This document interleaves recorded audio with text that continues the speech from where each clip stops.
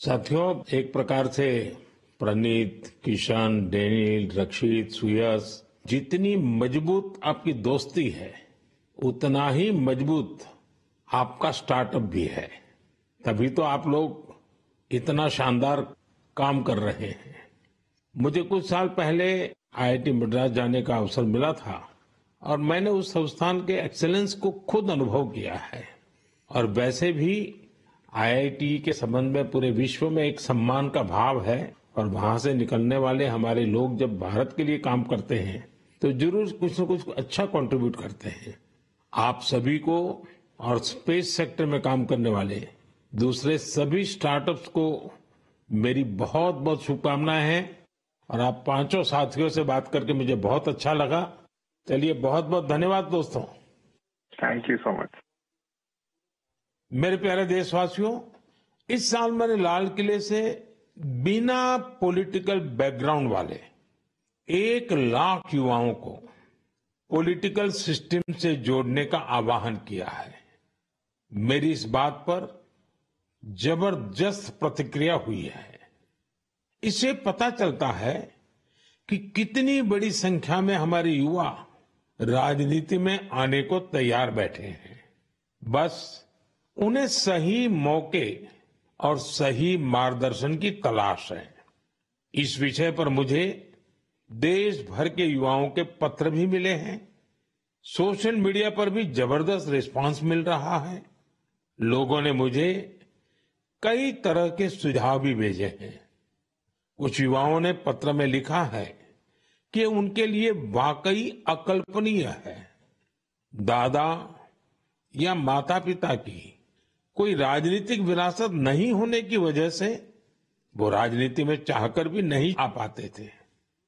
कुछ युवाओं ने लिखा कि उनके पास जमीनी स्तर पर काम करने का अच्छा अनुभव है, इसलिए वे लोगों की समस्याओं को सुलझाने में मददगार बन सकते हैं। कुछ युवाओं ने ये भी लिखा कि परिवारवादी राजनीति नई प्रतिभाओं का दमन कर देती है। कुछ युवाओं ने कहा कि इस तरह के प्रयासों से हमारे लोकतंत्र को और मजबूती मिलेगी। मैं इस विषय पर सुझाव भेजने के लिए हर किसी का धन्यवाद करता हूं।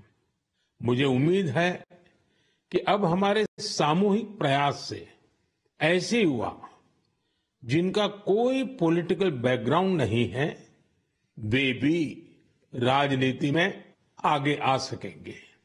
उनका अनुभव और उनका जोश देश के काम आएगा। साथियों, स्वतंत्रता संग्राम के दौरान भी समाज के हर क्षेत्र से ऐसे अनेकों लोग सामने आए थे जिनकी कोई राजनीतिक पृष्ठभूमि नहीं थी। उन्होंने खुद को भारत की आजादी के लिए झोंक दिया था।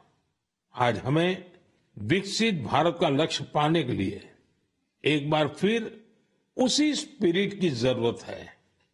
मैं अपने सभी युवा साथियों को कहूंगा, इस अभियान से जरूर जुड़े। आपका ये कदम अपने और देश के भविष्य को बदलने वाला होगा।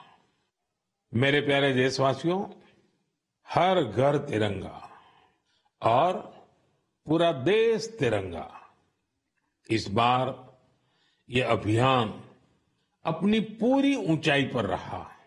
देश के कोने कोने से इस अभियान से जुड़ी अद्भुत तस्वीरें सामने आई।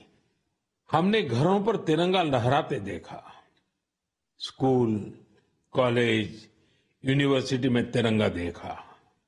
लोगों ने अपनी दुकानों, दफ्तरों में तिरंगा लगाया।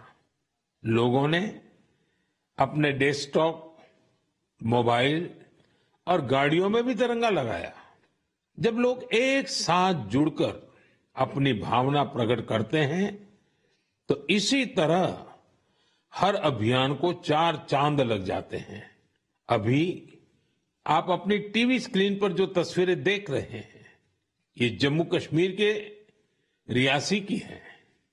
यहां 750 मीटर लंबे झंडे के साथ तिरंगा रैली निकाली गई और ये रैली दुनिया के सबसे ऊंचे चिनाब रेलवे ब्रिज पर निकाली गई।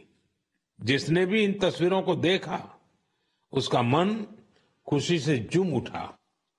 श्रीनगर के डल लेक में भी तिरंगा यात्रा की मनमोहक तस्वीरें हम सब ने देखी।